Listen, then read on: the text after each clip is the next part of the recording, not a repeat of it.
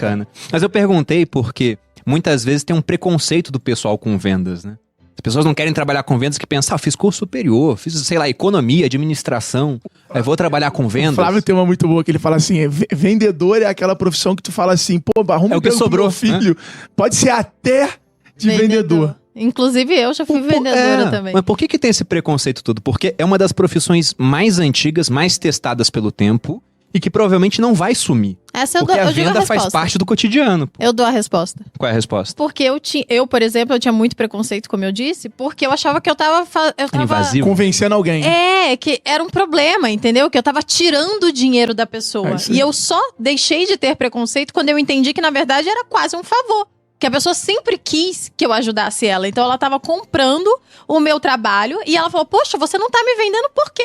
Né? Eu quero esse seu serviço. Perfeito. Então, no final das contas, ela estava me dando um dinheiro por uma coisa que eu ia ajudar, que eu ia agregar nela. É que tem um histórico, né? Na Stage Class, na minha aula de vendas lá, a primeira etapa a gente conta a história, né? Como é que começou, né? O vendedor veio da onde? Veio da picaretagem, né? E aí depois ele foi evoluindo. Se você olhar os filmes, só existe um filme onde o vendedor não é picareta e se dá bem. Que é o de Porta em Porta, um filme muito antigo, até uns 40 anos, muito bonito, emocionante, com uma história verdadeira. De resto, se você procurar qualquer filme, o vendedor é um picareta.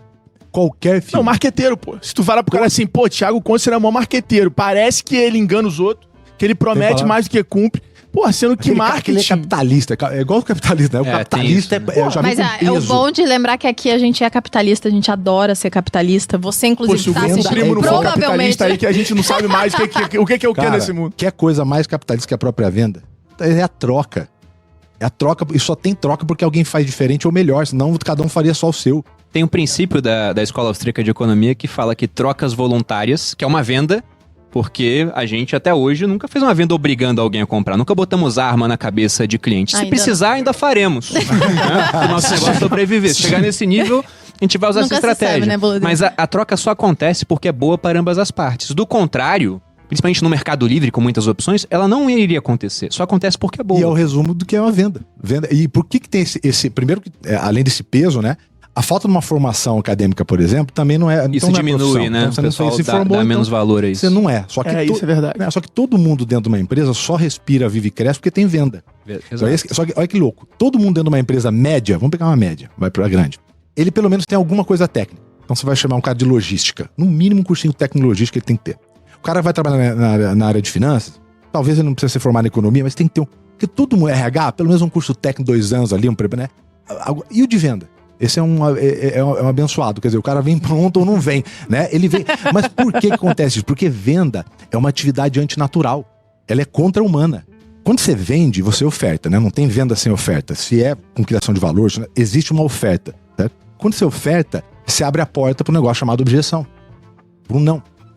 E a objeção, ele é muito confundida com rejeição. São coisas diferentes. São 4 coisas. Objeção, rejeição, pergunta e negociação. Só que todo mundo leva para o lado pessoal, em geral, quem não se prepara, não vai estudar, não entende a situação, ele acha que é uma rejeição. E a rejeição é uma das pouquíssimas emoções onde não atua no cérebro na área da emoção. Ela atua no cérebro na área responsável pela dor física. Então a rejeição dói. Inclusive tem uma pesquisa da Universidade de Massachusetts que fala, comprovando o uso de Tilenol, que diminui significativamente a dor de rejeição. Que loucura! Então fica essa dica pros vendedores. Droga Raia. Ações de Tilenol aumentando a partir de hoje. Mas isso não é uma recomendação, hein? Vale por favor, esse podcast tem muita audiência, isso não é uma recomendação. Vamos deixar claro. Científica comprovada. Então por quê? Porque dói, bicho. Mas não dói mesmo. Porra, dói. Dói pra caramba, cara. Não. A rejeição não é uma coisa. Aí você fala assim, porra, mas aí tá certo, né? Como a Malu falou aqui, tem o livro do Eric Worre lá, o GoPro, bem usado mais pra marketing multinível e tal, mas muito legal, ele fala, torne o outro lado interessado. Você vê, GoPro pra mim era aquela câmera, né? Cara, mudou tudo. O outro lado interessado, bicho. Esse é o desenho da venda. É aí que tá valor, é aí que tá negócio, é aí que essa construção vai acontecendo. Só que 99% dos lugares, isso não existe. Você sabe bem, a gente lida com empresa. As pessoas não sabem contratar. As pessoas não sabem que existe teste comportamental. Elas não sabem a diferença de teste comportamental e de teste de personalidade. Mas geralmente o pessoal da venda hoje é muito mais o cara que naturalmente ele se destaca. Ele não é treinado, né? É meio que uma habilidade natural. Mas esse cara aqui é bom de venda, pega ele. Toda semana tem contato com o dono de empresa E é muito louco, porque o cara tá faturando 100, 200, 300, 500 milhões por ano. E aí você pergunta, mas como contrato, como processo? Não, tem alguém de RH lá. Eu falei, mas no feeling, né? Eu falei, mas como que vai?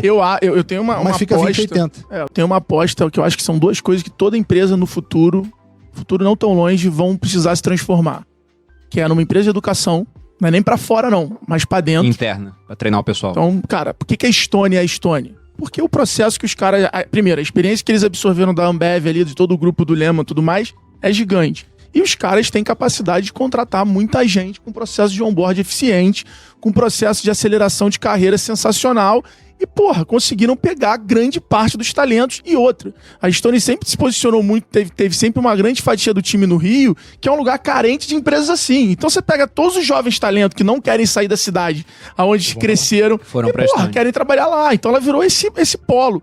E o segundo são os próprios canais de comunicação, né? Porque com esse CAC do jeito que tá indo, com a descentralização da mídia, com essa instabilidade de Instagram, disso, daquilo, cara, as empresas precisam ter os seus próprios canais de comunicação para poder se comunicar com seus clientes. Porque hoje, eu acho que o Thiago provavelmente concorda com o que eu vou falar, mas durante muito tempo, vender se tratava de falar bem.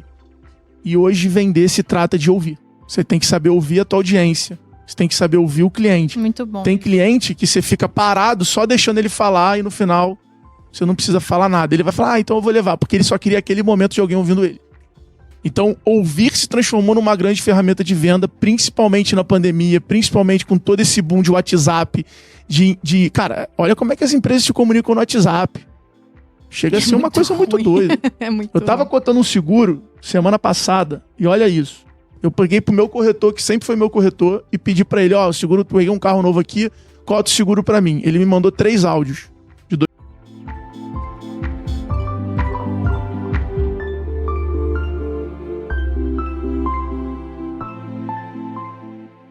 2 minutos.